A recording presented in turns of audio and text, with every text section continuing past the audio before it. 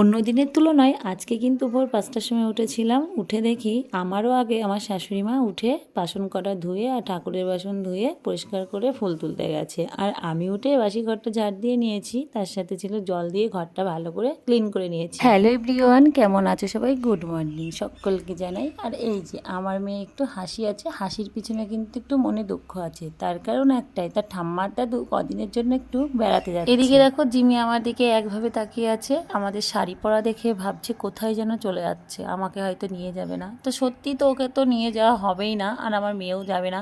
এদিকে ঠাম্মার শাড়িটা বারবার বলছে আমাকে ভালো করে শাড়িটা পরিয়ে দিচ্ছে, কিন্তু খুব মানে রাগের আগে, যেহেতু ঠাম্মার দাদু বেড়াতে যাচ্ছে, তো কোথায় যাচ্ছে, কদিনের জন্য যাচ্ছে, মনটা খারাপ করছে, একা একা থাকতে হবে।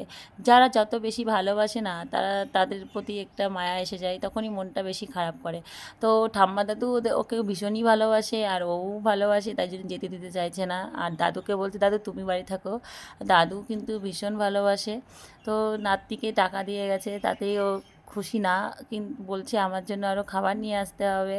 এবার শাড়িটা পরিয়ে দিচ্ছে, আমি অনেক কবার বলার পরে শাড়িটা পরিয়ে দিচ্ছে। ওর ঠাকমাও যেতে চাইছে না, সেটাই বলছে ওকে। আরে দেখো দুঃখ, কাঁদছে, আর মুখটা ঢেকে হুঁ হুঁ করে কাঁদছে। তো যাই হোক, তারপরে কিন্তু আমিও যাচ্ছি ওদের সাথে একটু স্টেশনে ছেড়ে দিয়ে আসতে, যেহেতু যাচ্ছে এটা কৃষ্ণনগর স্টেশনে। এই যে আমরা নিচে সবাই নেমে পড়েছি, আমাদের গাড়ি করেই যাব। আর আমাদের গাড়ি থাকতে কেন আমরা লোকের গাড়িতে পয়সা দেবো? তো তো যাই হোক, দেখো রাস্তায় উঠে পড়েছি, আমাদেরও একটু বিশেষ করে দরকার ছিল যেহেতু, তো আমরা সবাই মিলে একসাথে চলে গেছি। দেখো এটা হচ্ছে কৃষ্ণনগর রোড। তারপরে ফাঁকা ছিল, গাড়িতে আরও কটা লোক ছিল, সেই লোকগুলোকে নামিয়ে দিয়েছে, যেহেতু প্যাসেঞ্জার উঠবেই গাড়ি ফাঁকা দেখলে। তো তারপরে নিয়েছিল, আমরা যাচ্ছি। আর সকালে যাওয়া মানে ভীষণ গরমের দায়ের থেকে বাঁচবো, গরমের হাত থেকে বাঁচার জন্য দেখো আমরা চলে গেছিলাম বস্ত্র মার্কেট। এটা হলো ফুলের হাট, নিচে ছিল ফুলের হাট, আর উপরে হলো শাড়ির দোকান, আর ছিল জামা কাপড় গেঞ্জি, যে যেটা চাইছে সে সেটাই পাবে ওখানে।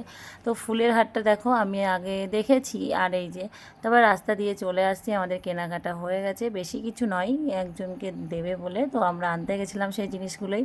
তো তারপরে কিন্তু কেনাকাটা সেরে আমরা ফোন করলাম আমাদের মানে গাড়িওয়ালাকে, তো বললো যে আমি খনিজ পার্কের কাছে আসতে। তারপরে আস্তে আস্তে মিষ্টির দোকানে ঢুকেছি, ওখানে পরোটা তরকারি খেয়ে নিয়েছি।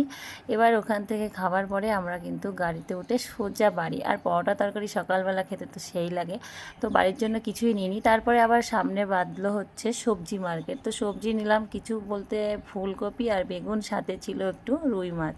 তো রুই মাছ নিয়েছি, আর ফুলকপি দিয়ে মাছ দিয়ে জলদি খাবে বলে, তো ওই জন্যই ফুলকপিটা নেওয়া হয়েছে, একদম টাটকা ফুলকপি। এখন এটা রান্না করতে হবে। তো আমার ব্লগটা কেমন লাগলো অবশ্যই কমেন্টস করে জানিয়ে দিয়ে, চলো টাটা, বাই বাই।